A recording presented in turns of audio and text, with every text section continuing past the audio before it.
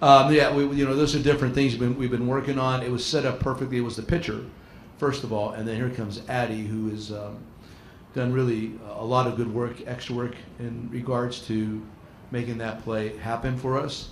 So all this, you have to have everything. The situation has to present itself before you can take advantage of it. It was there, and we took advantage of it.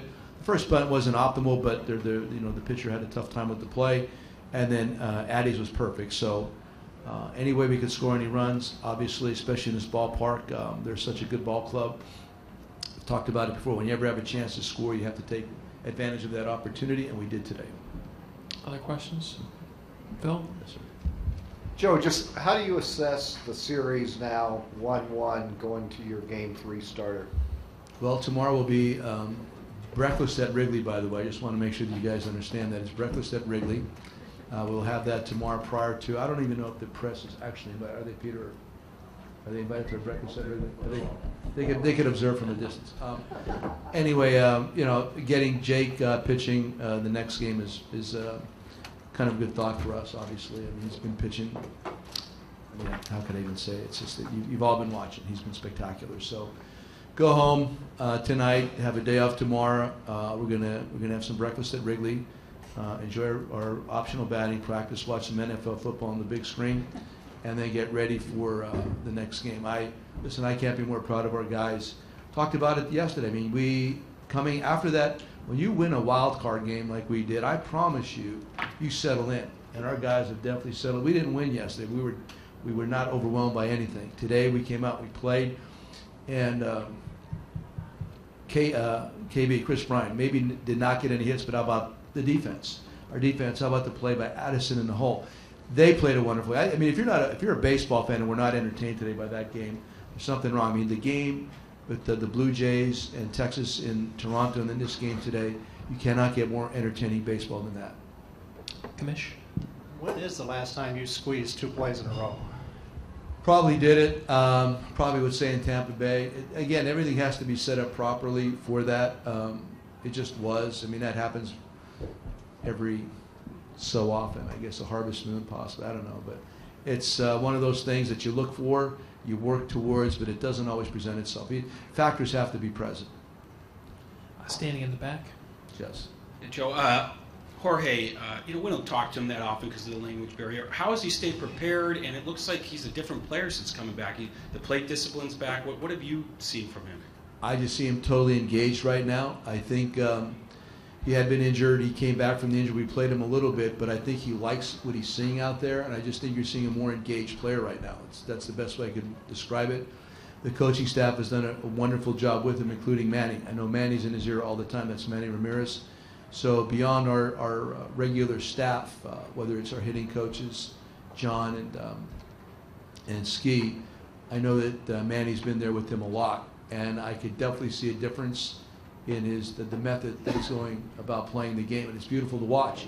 Like I said yesterday, I don't know if I told you guys, I was most impressed yesterday with him running first to third on that base hit. That's what I liked, and that kind of indicated to me that he was ready to go. Stay to your right, Joe.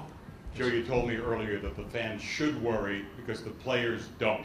Right. You think the fans should worry a little less tonight after this victory? Honestly, I mean, I used to hang out at Bellhop's Bar back in Hazleton, and we'd go there all the time, and it's such great barroom conversation. I really understand where the fans coming from. I'm still a fan in other sports, basically. I try not to be a fan in this game. So no, be a fan, please be a fan. Enjoy every moment of this. That's the thing I think needs to be understood. We're in a unique position right now. We've worked very hard to get here. And if you're a fan and don't enjoy this, if you're a player and don't enjoy this, then you're really not doing this properly. So from my perspective, for the fans, continue to worry, please. But from our perspective, we have to just go and play. Jason? Yes. Joe, you didn't do a lot of safety squeezing most of the year. You did do a lot of it in September. Was that with today or a day like today in mind? Yeah, I mean, honestly, it's so strange how that plays or occurs. I was just saying, I mean, sincerely, everything has to be present. There's a lot of things that have to be present, including the hitter, including the base runners, and the pitcher. And there's a lot of setup involved in making that play work. And so sometimes you have to wait maybe a month or 2 months to have it happen. And then furthermore, we have to have the right people to execute it, honestly. So it just happened tonight that everything was set up well. The things we had talked about in September showed up on October 10th. I mean, it's just one of those things. We work on it all the time. A lot of teams do now. You know, it's become a little bit more in vogue over the last couple of years. So I'm just pleased that we're able to take advantage of it. Do 3 more, starting with Rick. Yeah. Joe, counting the wild card game, you're 2-1 in the postseason, and yet Bryant and Rizzo, neither one has gotten a hit yet. Is that something that I mean, is that a good thing in that you haven't needed them, or how do you feel about that? Well, I mean, they haven't gotten a hit yet, but I know they're totally engaged in the game. Like I said, I thought KB had a great game tonight. The defense was spectacular. That play to his left, I think it was Peralta, when he kind of stumbled and got Hayward. Hayward's like a tremendous base runner. He's not just okay, he's outstanding. So he's able to get the force play at second base. That was really big. The other plays that he made all night.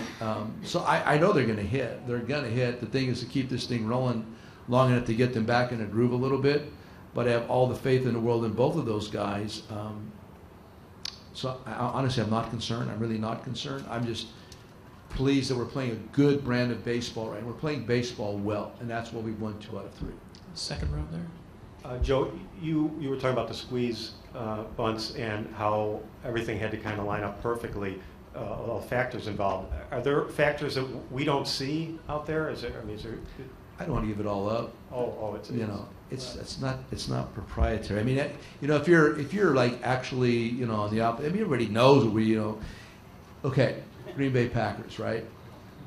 You had Jim Ringo, you had Fuzzy Thurston, you had Kramer, you had Horning, and you had Taylor. You knew the sweep was coming, but if you do it properly, you can't stop it. It's kind of like that. That's what I told that's exactly what I told the guys. They don't even know who these guys were, you know. So, but they don't even know who the present day offensive linemen are either. So, back when I was a kid, that was very popular. The Packer sweep. You know it's coming, but you can't stop it. And I don't mean to get ahead of myself with anything. I'm just saying that when it comes to that play, if even if the other team knows you may be doing it, if you do it properly, you can still do it. But everything has to be aligned properly. Bruce? Keeping in that thing, you had the next hitter in bunting mode as well. So is it just a sense of when you have a guy in a weakening situation with a large crowd, you just keep going for the throat? Again, yeah, of course you are. But again, it's the athleticism of the pitcher, how good he is at fielding a position may play into it. The first baseman's agilities, ability to throw the baseball, all that stuff. It all factors in. I mean, this is all Don Zimmer stuff right here. This is Zim. This is all Zim. When I went to the Devil Rays a couple years ago, Zim cornered me. I actually asked him about some things, and he cornered me, and he talked to me about all this stuff. So whenever it works properly, he's the first guy I think about. I'll take the last one from Phil. Joe, you talk sometimes about the volume of young players that you guys have. You started 3 rookies yesterday, hitters, and a 4th today. Do you think anytime tonight on the plane, you'll just like shake your head and say, man, I can't believe we have all these young guys? See, but I mean, you're right, but I don't see that. When I talk to them, I see a little bit of inexperience, but I don't see youth in a sense. I mean, when you talk to these guys, talk to them in the dugout, they're present tense, they're lucid, they look you right in the eye. You could have a normal conversation. If you go out to the mound, conversations are easy. They're here, they're not overwhelmed by anything, and that's what sets them apart, and I've been talking about like winning a wild card game and maybe 2 out of 3 right now, and who knows where this is going to take us. But the point is down the road that the fact that these guys are getting this kind of experience or handling it in this way matters, and so that's my takeaway from all this.